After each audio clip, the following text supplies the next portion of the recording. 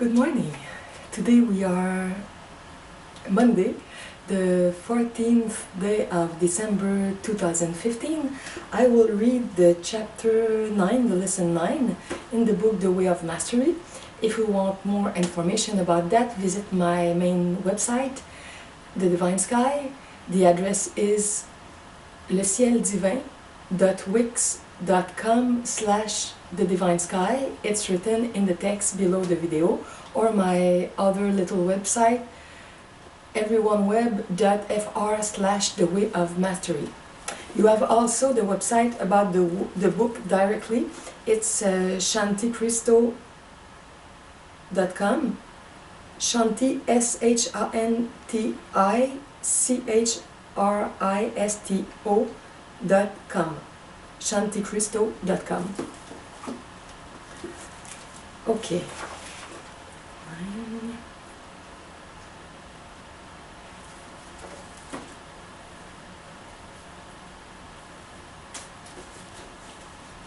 Lesson 9. All events are neutral.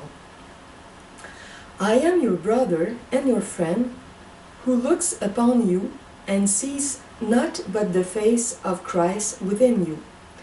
Christ is the firstborn of the Father, or the Mother. That is, it is that which is begotten and not made. Christ is God's creation. Christ is the holy child of God. Christ is as a sunbeam to the sun, radiating forever from the holy mind of what I have called Abba. Therefore, I come forth to abide with you in perfect joy and in perfect freedom and in perfect reality. I come forth to join with that part of you that abides always in perfect knowledge, perfect peace, perfect knowingness, and in perfect union with your Creator. I come not to speak of things that you do not know. I come not to use words that do not already abide within you. I come not with the wisdom that you do not already contain. I come not with a love grander than that which already flowers within the silent places of your own heart. I come not to place myself above you. I come only to walk as an equal beside you. I come because I love you. I come because I am your friend. Of all the things that I could possibly choose to do with the unlimited power of consciousness given equally unto me of my father or of my mother, as it was given unto you, of all of the places and dimensions and worlds in which I could reside in this moment, I come to abide with you, to bridge the gap that seems to yet separate you from me. In reality, all dimensions of creation reside in a space far smaller than the tip of a pin. In reality, all dimensions of creation are so vast that you could never measure them. In reality, there is no gap between where you are and I am. This is why I can be no further from you than the width of a thought. But oh, beloved friends, the power of a thought is the power to create universes, and within universes to create yet more universes, and within those universes to create world upon world upon world upon world upon world. Your lived experience is that momentarily your attention seems to be focused on your unique world, which shares some things in common with many other things. You have what is called in your world a consensus reality.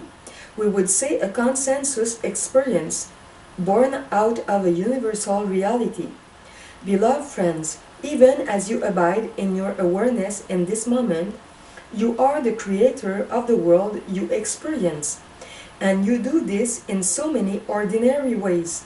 When you stand face to face with anyone, or for just a split second, you alter the position of the body through which you gaze upon them. You take up a new stance, a new perspective. In that very split second, you have created a new experience for yourself. When you look upon a friend and the mind moves from neutrality, which is where you begin every experience, into the thought, that is my friend Mary, that is my friend Saint Germain, that is my friend Peter, that is my friend Joanna, that is my friend Nathaniel. Whatever the name may be, when you hold that thought, already you begin to change the experience. You are a literal creator in that moment. For when you name anything, you define it according to the factors that you have built into the name that you use. When you look upon a field of energy arising from the mystery of earth and you say the word tree, instantly you have brought forth into your manifest experience everything you have ever decided is associated with the field of energy that you have called tree. In this way, your experience is entirely unique. It has never been before, it will never be again. Nothing can repeat it. This is why creation is forever new. Yes, you can stand with your friend and look upon a tree and nod your head and say, "Of course, that's a tree. Yes, I see the branches, I see the leaves." But as soon as you have named it, you have brought forth all of the associations you have called to yourself, your experience of that field of energy that you have called tree.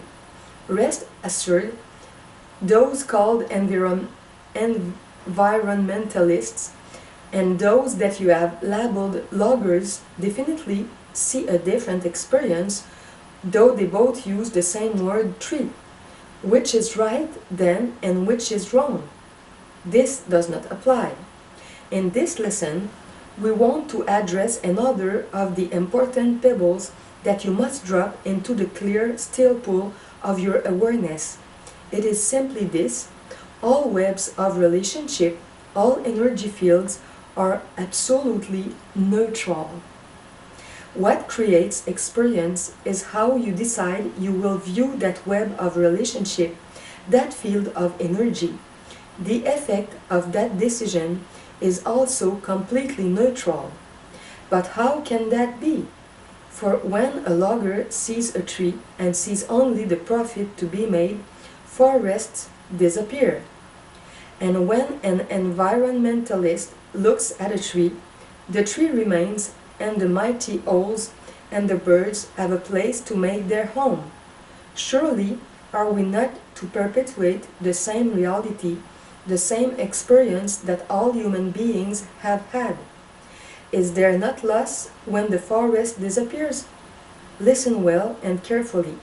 All events are neutral. You are the one that places the value upon it. Now, does that mean that one should become cold-hearted, unconscious, and blind to their actions? Of course not, for part of awakening means to realize one's interconnection with the web of all relationships. It means awakening a reverence for the mystery that is life.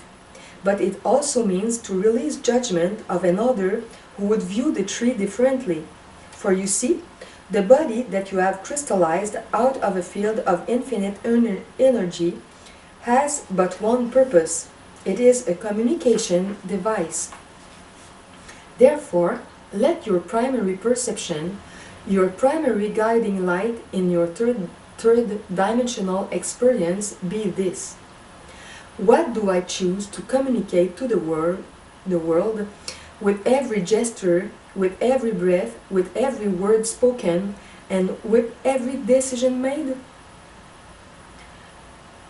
For ceaselessly, while the body lasts, you are engaged in the process of communicating to the world, making manifest to the world what you have chosen to value, what you have called into your experience and imbued with value. This means that ceaselessly you are engaged in teaching the world what you believe holds the greatest truth, the greatest value. When an environmentalist looks upon a logger, becomes exasperated and judges that logger or vice versa, the body is being used to communicate the value of judgment. That creates fear and contraction. The result of many minds choosing to value the right to judge is the effect you call your world, in which everything seems to be expressing conflict, struggle, butting of heads, and the Armageddon of opposite ideas running into each other. And just beneath it all events remain completely neutral. Even if the forests of your planet were completely taken away, that would be a neutral event. Why? Because if all of the trees were gone, if the very physical planet you call Earth died, dissolved from view, life would continue. Life would merely create new worlds. It does it all the time. You do it all the time. The events, then, that you experience are always neutral.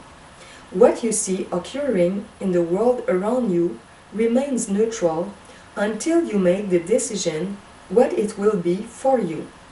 You will name it, and therefore you will define it. When you define it, you call all of the associations of that to yourself. This is why once I thought it's very wise to forgive 70 times 7 times. It was for a very selfish reason. If one wrongs you and you spend your energy convincing them that they have wronged you, that you have a right to be angry and to be attacking in any way you call to yourself, even into the cells of the body, the energy of conflict, judgment, war, death, disease, unhappiness, and separation instantly. But if you forgive 70 times 7, then in each of those moments of forgiveness, you call into your field of energy that which reminds you of unconditional love, perfect peace, a power that transcends anything that arises in the world. You call to yourself the reality of Christ, and all of it hinges on nothing more than the pebbles that you drop into your mind. Look with innocence on what you value. Where then have you drawn the line? Where have you said, I will allow neutrality to all events in this sphere, but not in that sphere? If my friends divorce or separate, well, okay, I'll see that as neutral. But if my spouse leaves me, that is not neutral. If my friend's father leaves $3 million to his children, well, that's fine. That's a neutral event.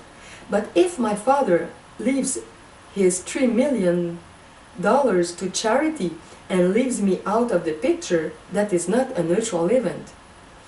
If the streams in a country on the other side of the world from where I am become polluted because the consciousness of a community allowed a factory to be built without safeguards, well, it's on the other side of the world, a neutral event. But if they build it in my backyard, it's not longer neutral. It is always wise to look lovingly to see where you have drawn the line, to see what you will look upon as neutral and what you cling to as being filled with meaning and value that is unquestionable. For there you will find what requires forgiveness within you. We have shared with you that mastery is a state of fearlessness. When you place a value upon something and then become adamant that that value exists in the event or the object outside of you, you have secured your place in fear, and fearlessness is as far from you as the east is from the west. Look well then to see where you have placed a value and insisted that that value be unshakable. How many times in each of your days do you say, oh boy, if my dog ever died, I would not be able to take it. That would just be the end of me. Or if the banks collapse, oh God, I wouldn't be able to take that.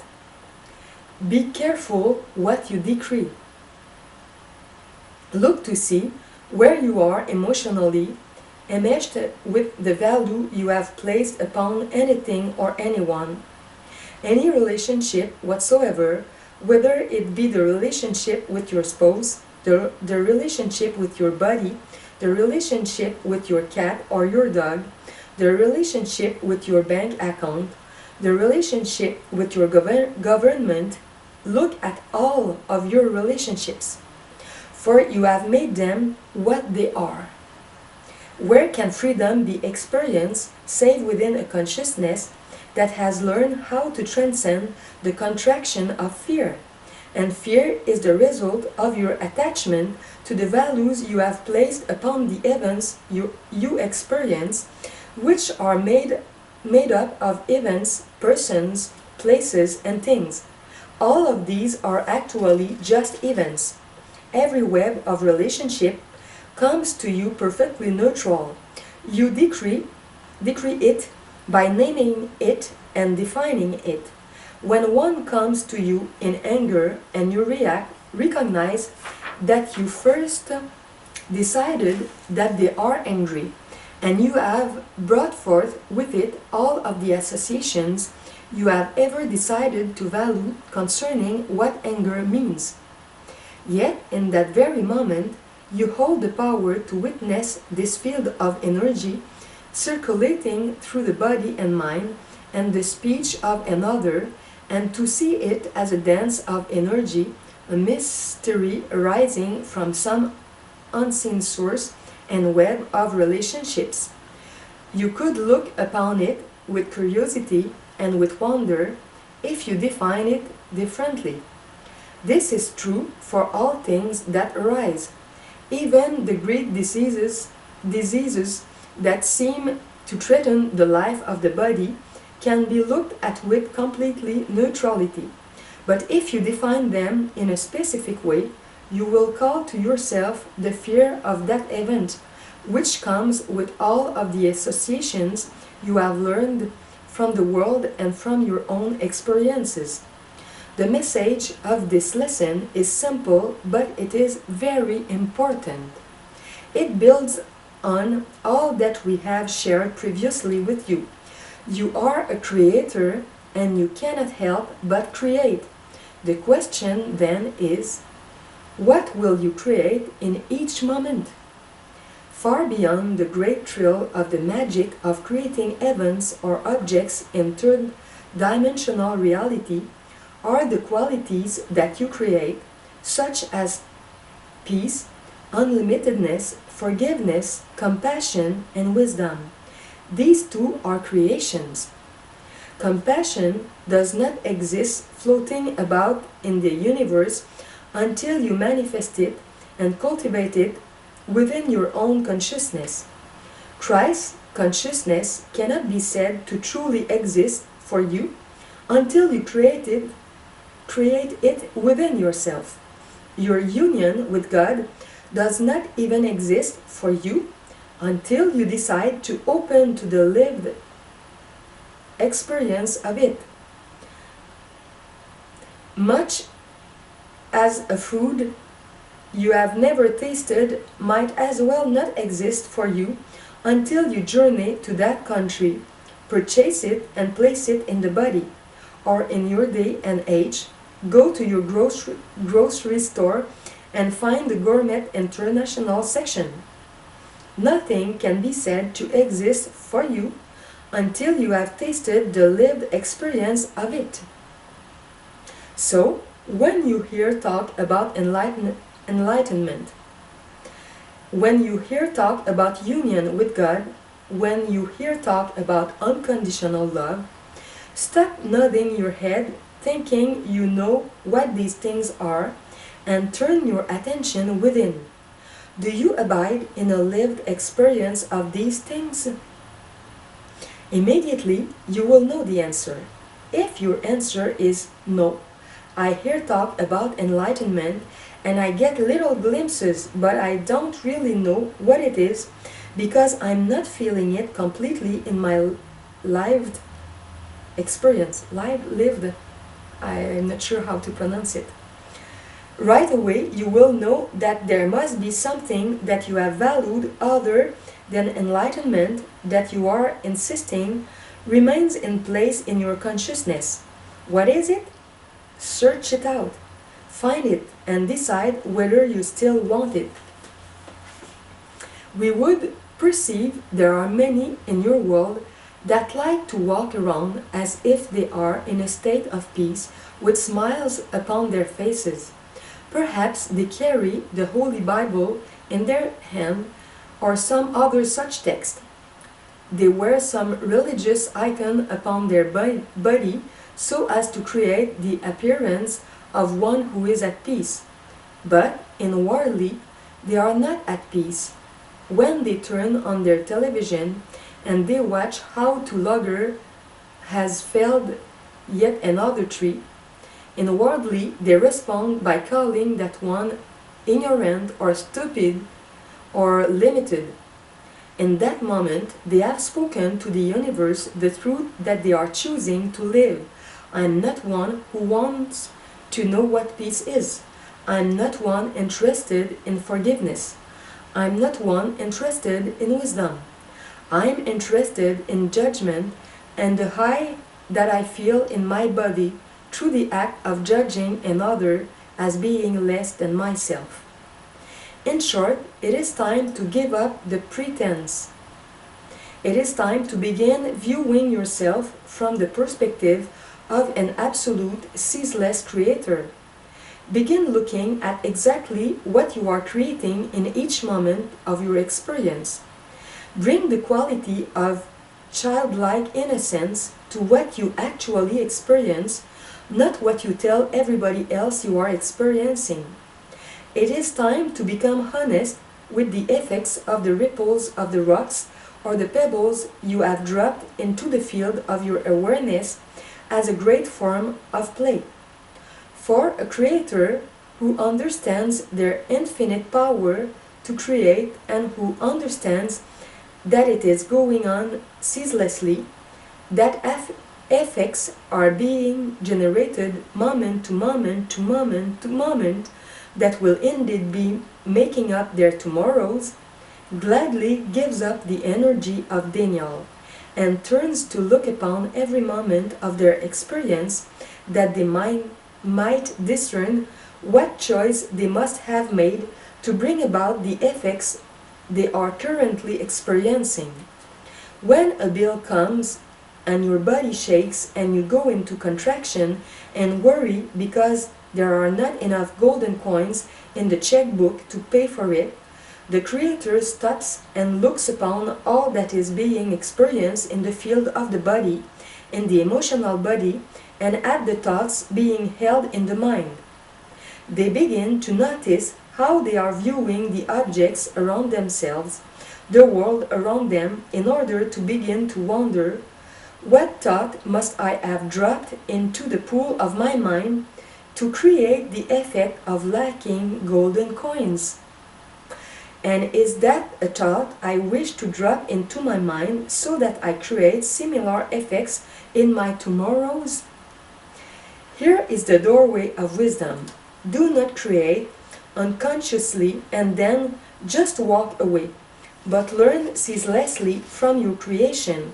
For in this way you begin the process of dissolving the creation of an unenlightened being, and you begin to build the creation of a Christ here and now in this moment. The power of your thoughts. Never ever believe that your thoughts are neutral. I said earlier that events are neutral, but your thoughts are not. For your thoughts literally are imbued with the power of creation. They do not create neutrally. That is, every thought reverberates a quality of vibration that spreads out from you, touches the shores of manifested reality, and comes back to you.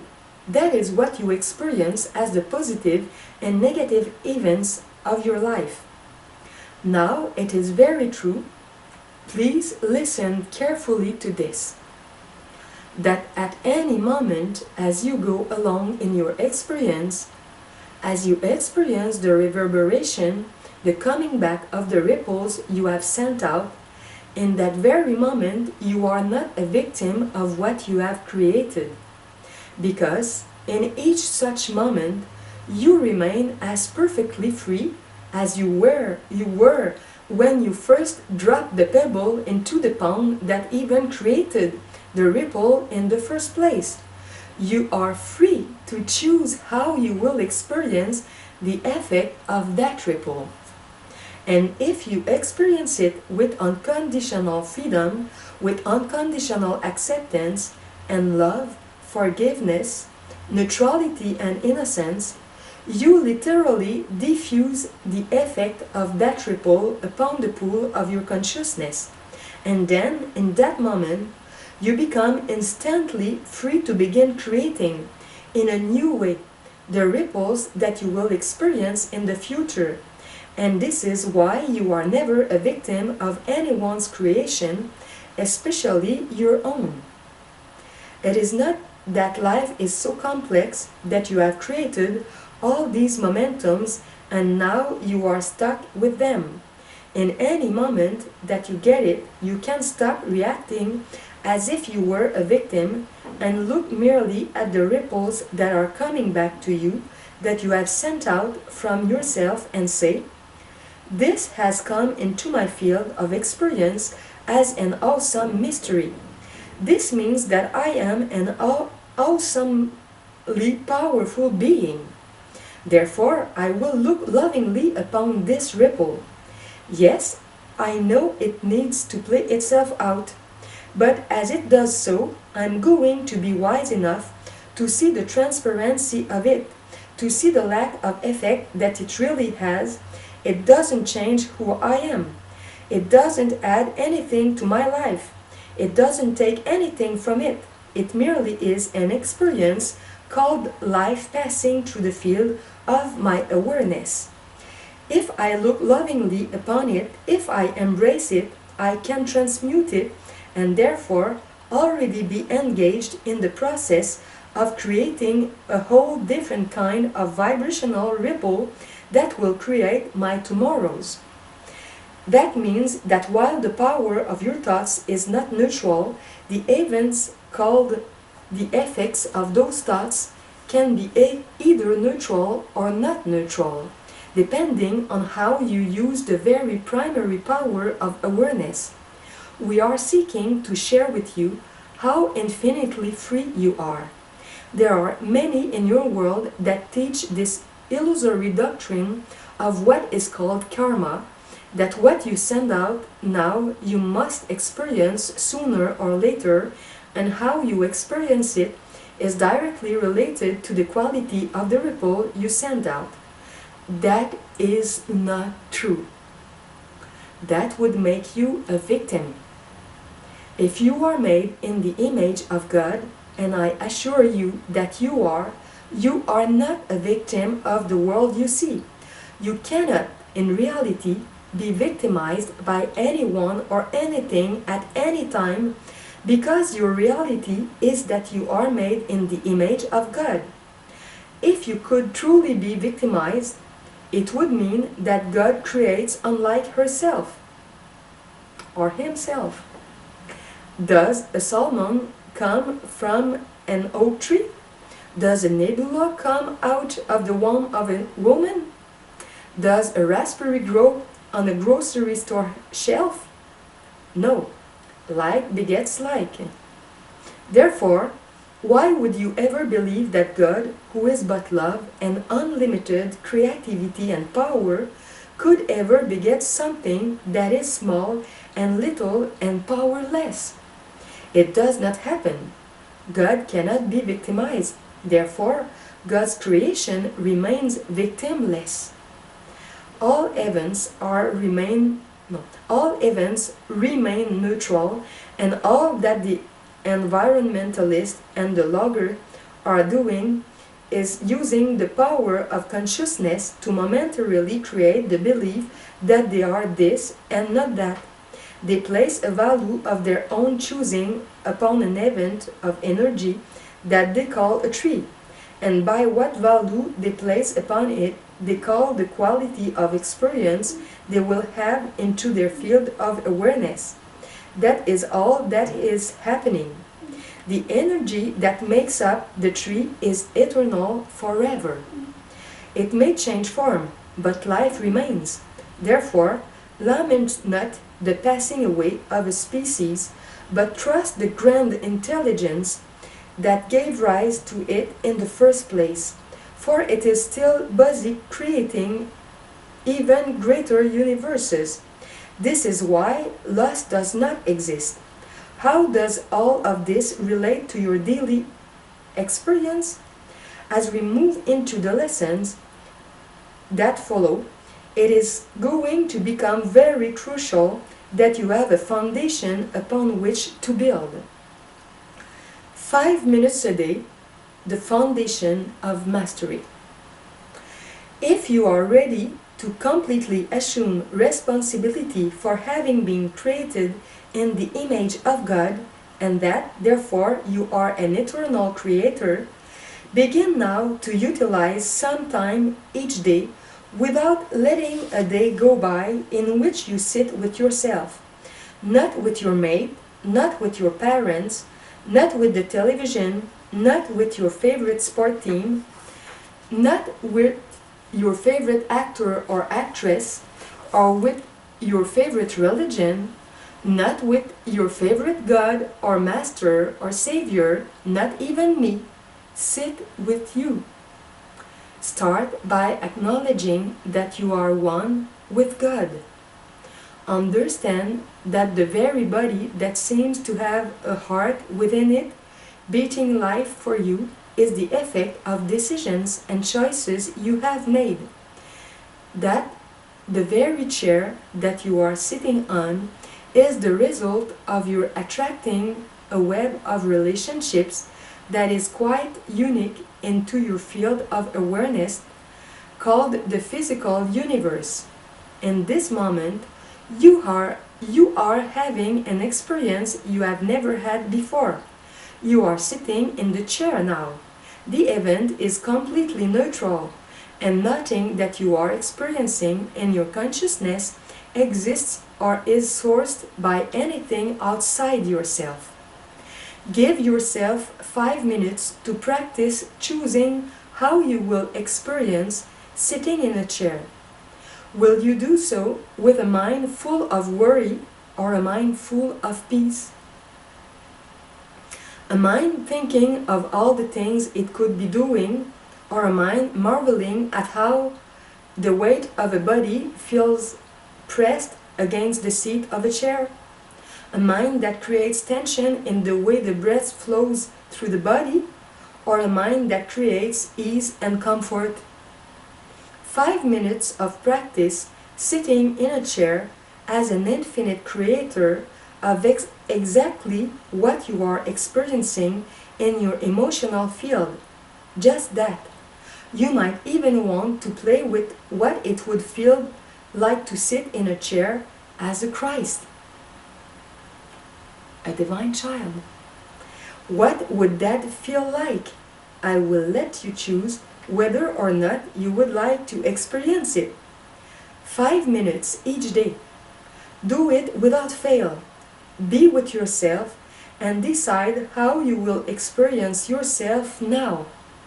For you see, the you that sits down in the chair with whatever is going on in your consciousness, whatever feelings you are having throughout the body, whatever is going on in your primary relationships, how the food is being digested in the body, all of it, the whole realm of your experience, is the effect of how you have been a million times when you have sat down to be with yourself in 1,000 different chairs.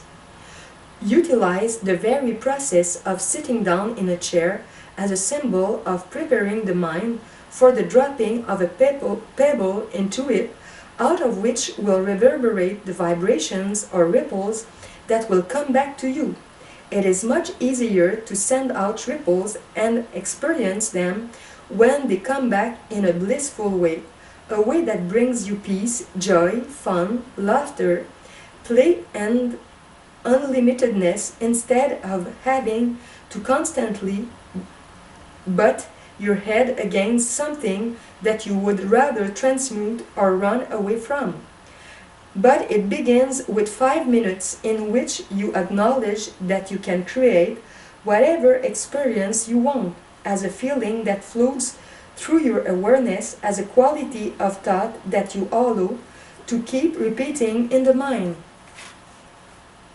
You can sit in a chair as an awakened Christ now. I and my Father are one, or I and my mother are one. It's a beautiful day. I've manifested a physical form sitting in a chair, in a corner of one little tiny dimension of creation.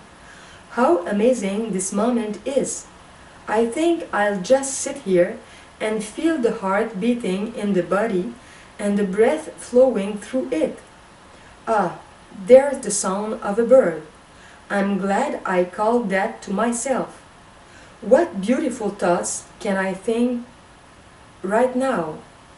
Who can I send love to without lifting a finger? I'm unlimited forever.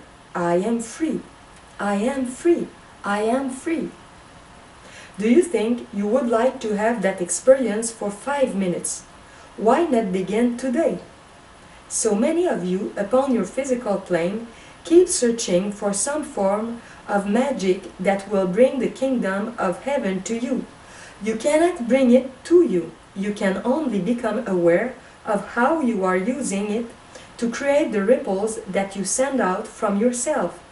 Do you know the saying in your world, wherever you go, there you are? You are God's creation. You are in heaven now. Heaven is not a place, it is a state of unlimited and infinite creative power, because it is the reflection of God's holy mind. Why not be one who practices being the presence of heaven? If that seems too awesome or too far beyond you, then just play with it for 5 minutes a day. Trust me, I will love you no less if for the other 23 hours and 55 minutes you decide to play at pretending and feeling that you are little, unworthy, unloved, unloving, unlovable, that you are the scourge of the earth, and that life is constantly victimizing you. Go right ahead. I would never interfere with your free choice. I may not come and knock at your door except for those 5 minutes. But you remain free to utilize time any way you wish. For just 5 minutes, experience yourself as Christ, crystallizing a body as a temporary teaching and learning communication device, sitting in a chair in a totally neutral corner of creation, because you want to have the experience of sitting blissfully at peace in your perfect knowledge of your union with God in this moment. You might even find yourself daring to have thoughts such as this: well, since I am an infinite creator, what would I like to create for my tomorrows? If during that 5 minutes there is a knock upon the door, and it is the bill collector, who cares? That is that soul's experience of thinking they are a bill collector and you are some bad person they must corral. Let them have their experience. Sit calmly, hear the knocking on the door, and allow yourself to be entertained by the beautiful worlds you are creating for your tomorrows. Here is the straight and narrow path that leads unto life. Here is the eye of the needle through which you must pass. For it is not enough to just embrace the idea that I am the creator of all that I experience. You must then choose to actively put it into practice. It begins with the practice of 5 minutes a day. That is all. When you feel that you can fulfill that for 5 minutes, then you can make it 10. and then 12, and then 15, and then 20. You may respond, you mean for 20 minutes hang out as though I am Christ incarnate, totally in union with God, totally free to begin creating different ripples than I've ever experienced before, knowing that they will come back to me and become my manifested experience, with no doubt about it. But 20 minutes? Even if I could achieve that, that's such a small fraction of the time of a day. Beloved friends, if you had faith as a teeny little seed, you would know that from that little teeny faith, you will create the mighty oak tree whose branches will shelter you from the blistering sun and give comfort unto many. 20 minutes is an eternity when it comes to creating your tomorrows. If you believe that the other 23 hours must be taken up by experiencing the effects of what you created a long time ago, or the ripples that are coming back, so be it. Play with it. Let yourself transmute those moments. For example, here I am answering the door. Yes, bill collector. Hi, come on in. Have a glass of water. You know, you're absolutely right. I didn't pay that bill. Do you want to know why? Silly me. I've actually decided to create the experience that I'm someone who can only create lack. That's why I have no money in my checkbook. It's just the darndest thing, isn't it? Oh, very good. You're going to turn my name over to the authorities, and now I'll have no credit with anybody on the planet. Well, go ahead. If it makes your day, I have other things to do. I'm busy creating a new tomorrow, and I know that everything all around me is going to be taken from me anyway, since everything birthed in time ends in time. My house will be gone, my car will be gone, my clothes will be gone, and my friends will be gone. Everything I've experienced in time is changing anyway, so go ahead and take it from me now. It'll just speed up the process. I do not speak of this tongue-in-cheek. I speak from the perspective of one who is an awakened Christ, who already knows how to birth universes, to create that which is holy, good, and beautiful. I know that this is the way. It is the only way. Release the value you have attached to your experiences, even the bill collector, and spend your time instead deciding which pebbles you are going to drop into the field of your mind.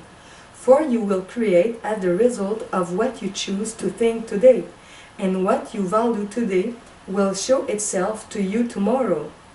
I learned to value unlimitedness. I learned to value love. I learned to value fearlessness. Yes, my method for doing that was rather unique, and I would not recommend that you follow in my footsteps. Unless, of course, you like the drama of being nailed to a cross and then stood up in front of all of your friends in order to learn to transcend fear in your mind. I learned to value unbroken communication with every soul in every dimension of creation. I learned to value only my loving thoughts, and I birthed or grew a Christ out of the very seed of awareness that exists equally within each of you. Therefore, in this moment, look around where you are. Look at the objects that you see.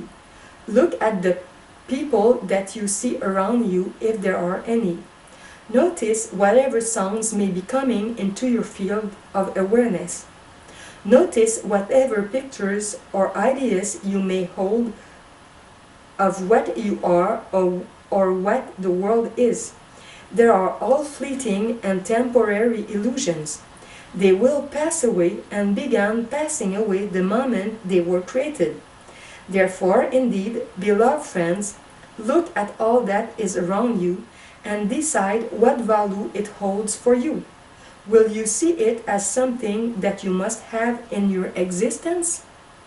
Or will you choose to see it as something you have playfully drawn to yourself? You appreciate it and it can be gone tomorrow and your peace will not be disturbed. Which way will you view the world? 5 minutes, one for each finger and thumb on a hand, in which you choose to sit as Christ in the midst of your kingdom, your creation, and you decide which thoughts you will hold and therefore determine how you see all that is in the field of your awareness, and which thoughts you will allow to begin to generate the ripples that you will send out that will. There is no way to escape it. Return to you. 3 pages until the end. Planting the seed that produces the desired result. Once, indeed, there was a farmer who went out to plant the seed in his ground. But before he went to plant the seed, he selected the seed very carefully. The other farmers rushed out because they thought, "Oh look, it is the time for the planting to begin. Everything is perfect, the conditions are just right. We must make haste and plant." And they bought whatever seeds they could get and went out and spread them across the ground and began their busy work of doing what they had to do. Rest assured, they would have their harvest. But the wise farmer waited, and while he was laughed at by his colleagues, he carefully selected every seed. He waited until he could hold it in his hand and say, "Oh, I like the vibration of this seed. This feels very good. Oh yes, I can just see the beautiful plant that is going to arise from this. The fruit of it will be the sweetest in the valley." You see, it's the image of our thoughts. Thoughts with very good vibrations, positive, with love, or other thoughts, other seed, with negativity, with fear, with competition. And he gathered his seeds. He paid no attention to the passing of the dates on a calendar. He paid no attention to the changing weather conditions. He knew that when the time was right, the seed would be planted, and from it would burst forth the flower of those seeds. He knew it. He gave no thought to the opinions of his colleagues. He enjoyed the process of loving the seeds that he was making his own. Then the farmer went out and he cast the seed upon the soil of his farm, which is likened unto the soil of your own awareness. He planted the seeds and he tamped them down, and he nurtured them and he watered them and he cultivated them with a smile upon his face. And yes, the neighbor's seeds seemed to be already sprouting up through the ground. He could not have cared less, for he knew that these seeds would bring him an eternal harvest, that they would not just burst forth once from the soil, then throw out some mediocre fruit, and then die, for he had selected seeds that would constantly bring forth in each season the best of fruits. He loved them, and he nurtured them, and he cultivated them.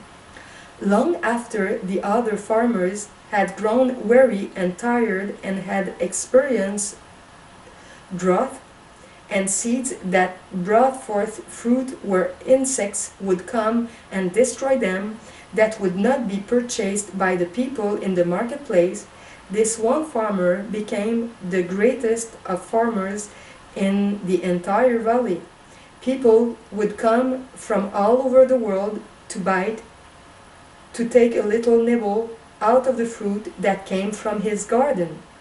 Yet the farmer merely delighted in continually loving and nurturing these seeds and cultivating the soil in which they were planted daily. He never took his consciousness away from his perfect union with those seeds. He never once forgot that he was the one that created his farm as a direct result of his careful selection of which seeds he would plant in his soil.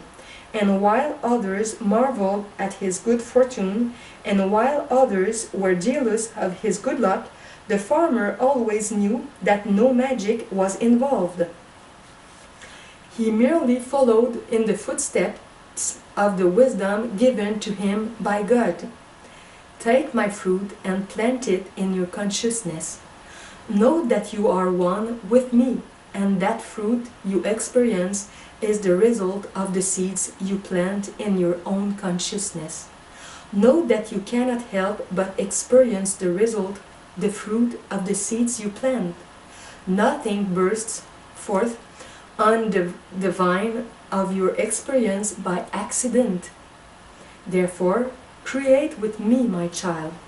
Create like unto myself, by knowing that you are a creator, a farmer, a planter, and you will indeed harvest the quality of the seeds that you plant. Just as you, beloved child, are the harvest of the seed I once planted, when first I held the thought of you in my holy mind, and in that moment you arose as a sunbeam from the sun, made in my image. I held you as the thought of love in form, and I bestowed you with all good things. And just I sat upon my throne, which means sitting in the center of all that is, and beheld you as a loving thought, so too choose only to allow loving thoughts to enter into your consciousness. Choose to only allow loving thoughts to be expressed with your words. Choose only to allow loving thoughts to be translated into your gestures, your choices, and your actions. And thereby create as I created you, that which extends joy forever, that which extends the holy, the beautiful, and the good forever. For that is what you are, that is how I thought of you when I created you, and that is what you remain eternally. Therefore, join with me by extending your creation as I have extended you, since you have manifested a physical body. Accept my son's teaching, or my daughter's teaching, and let that body be placed in a chair, that you might think like the mind of Christ for 5 minutes, and you will beget an eternality that reflects the radiance of heaven, just as you reflect my radiance when I look upon the unlimited soul that you are. Indeed, in the entire valley there was but one farmer that was wise. Will you elect to join the union comprised of all of the hasty farmers? Or will you choose to take up residence as the one farmer who knows how to create wisely and in faith rest on perfect certainty and merely sits back to wait for the ripples of heaven to come and replace the ripples of hell that once you created unwittingly? Last page. Everyone is a minister. You cannot help but minister to the world in each moment. Therefore, begin your ministry of enlightened consciousness now, and I promise you this absolutely, irrevocably, you will experience all that I have known and more. You will experience complete victory over death. You will experience complete unlimitedness and abundance. You will experience perfect peace, perfect miracle-mindedness, and perfect unbroken communion in bliss with all of creation. Once, when I was a man, I was taught to sit at the base of a tree for 5 minutes a day and to imagine myself to be the creator of all that I could think, all that I could see, and all that I could feel. 5 minutes taken out of the hours of play of a child.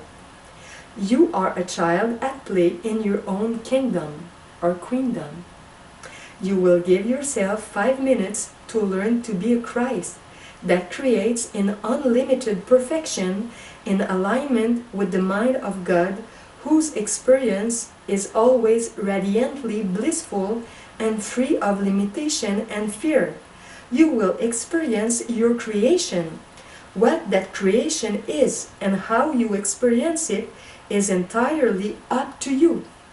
The message of this lesson, built upon the last, begins to translate the truth into an action.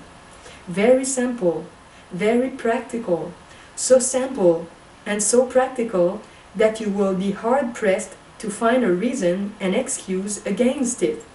For those of you so busy trying to take care of dealing with all the things life throws at you, even you know that you can find 5 minutes, and those 5 minutes can be the beginning of birthing a whole new universe for yourself. And with that, peace be unto you always, by making the decision to choose to receive peace as a Christ.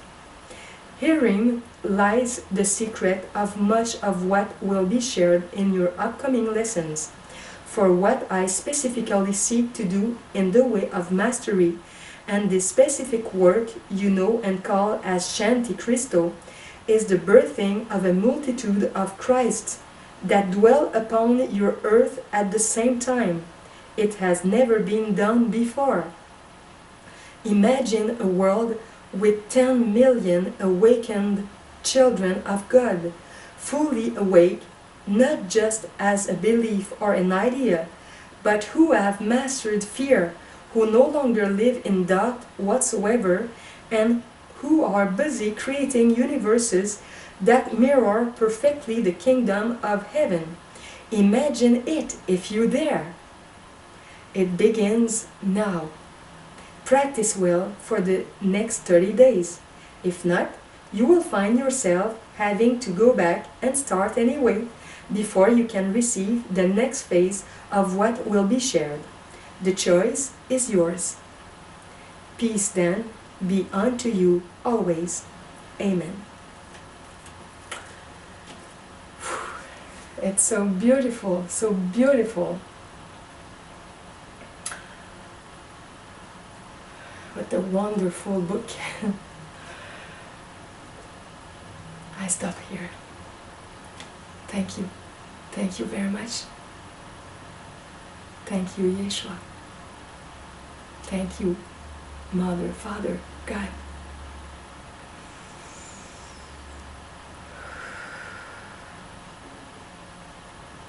Thank you very much. Bye-bye.